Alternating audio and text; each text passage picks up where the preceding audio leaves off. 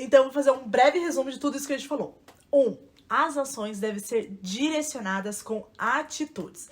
Você é a regente e deve dar as coordenadas e ir fazendo junto com seu filho, para que ele vá aprendendo muito mais do que pelo que você falou, mas também pela observação, tendo você como uma autoridade, como um exemplo do tipo: a minha mãe faz, eu quero ser igual a ela. Então, a minha mãe lê um livro, eu quero ler o livro também. A minha mãe organiza a casa e eu me sinto bem quando a casa está mais organizada. A minha mãe faz o que tem que ser feito com alegria. E tudo isso é exemplo para o seu filho. E isso vai estimulando ele cada vez mais a ter atitudes autônomas, a fazer por vontade própria e não porque alguém mandou. 2. Faça com o seu filho e não por seu filho.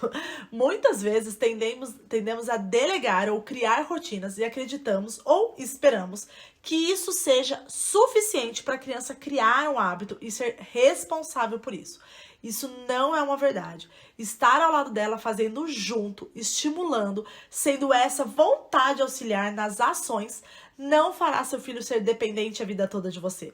Você está iluminando a inteligência dele, mostrando valores, mostrando que ser organizado, cumprindo suas responsabilidades, se dedicando aos afazeres é bom. Ou você não se sente bem quando você conclui uma atividade que você se propôs a fazer. Inclusive, quando eu falo sobre recompensar o seu filho por boas atitudes, é isso. A gente precisa ensinar nossos filhos que a recompensa, ela tá simplesmente no bem que eles fazem, na sensação positiva que isso nos dá, pelo simples fato de termos feito. É como você ir pra academia e quando você sai de lá, você se sente bem de ter ido pra academia. É claro que existe a recompensa de, se você fizer com constância, o seu corpo vai estar melhor, você vai ter mais saúde, você vai estar mais mais saudável, mais ágil, mas presta bem atenção, quando você vai simplesmente para academia, você se sente recompensada. E aonde está o nosso erro? Quando a gente espera recompensa externa. Então você vai para academia, você treina, aí você sai de lá e toma um milkshake.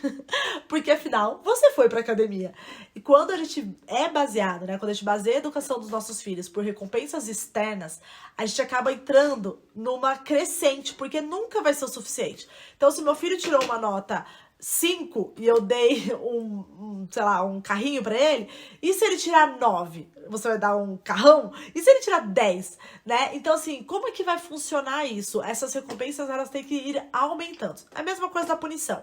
Então, se ele tirou 2, você vai punir? E se ele tirou 1, você vai punir mais? Então, essas questões, de você ter estímulos, tanto de recompensa quanto de punições externos, faz com que a criança, ela tenha um limite, Então, chegou no teto, olha, eu já dei tudo que eu podia dar pro meu filho e agora ele não precisa mais se dedicar a nada. Então, a gente precisa direcionar o filho pelo bem de fazer o que tem que ser feito. Ensinar ele como é que você está se sentindo agora que você concluiu essa tarefa. Como é que você está se sentindo e olhar pro seu quarto e ver que tá tudo no lugar. O quanto é legal quando você vai buscar o brinquedo e ele tá exatamente na caixa que você deixou. Esse tipo de estímulo, trazer com que o seu filho seja automotivado, que ele tenha vontade de cumprir aqueles acordos, de cumprir aquelas ações, faz com que você não precise passar a vida pedindo a mesma coisa sempre. Porque aquilo é um bem para ele e ele já entendeu e ele vai buscar isso e fazer uma e outra vez a mesma atitude. Número 3, ordene uma rotina que será amiga de vocês, que vai ser a regente por si só. Uma e outra vez o seu filho vai concluir aquelas tarefas diariamente, até que aquilo se torne um hábito a ponto de que se ele não fizer, vai ficar faltando algo no dia dele. Isso é a verdadeira autonomia. Não é simplesmente ele ter capacidade de fazer algo sozinho, mas ele ser capaz de fazer o que precisa ser feito, mesmo quando há algo mais interessante. Mesmo que tenha o futebol, tenha o videogame, tenha brincadeiras, ainda assim ele escolhe cumprir a rotina, porque aquilo ali é um hábito.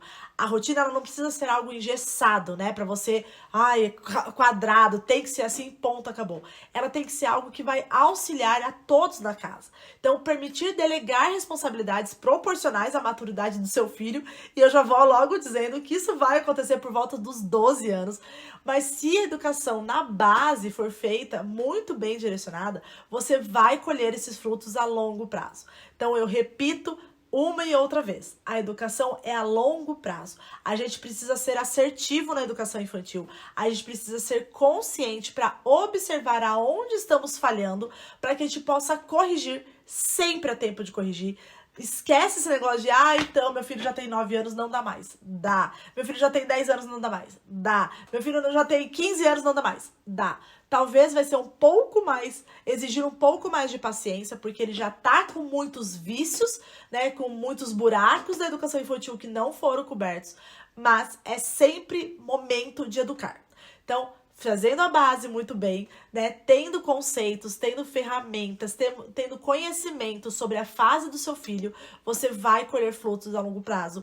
A educação é muito sobre isso, é sobre olhar a longo prazo, é sobre estar atento no agora para o que você quer colher. É sobre plantar a sementinha e regando, regando, regando, até que lá na frente você veja essa linda flor amadurecer.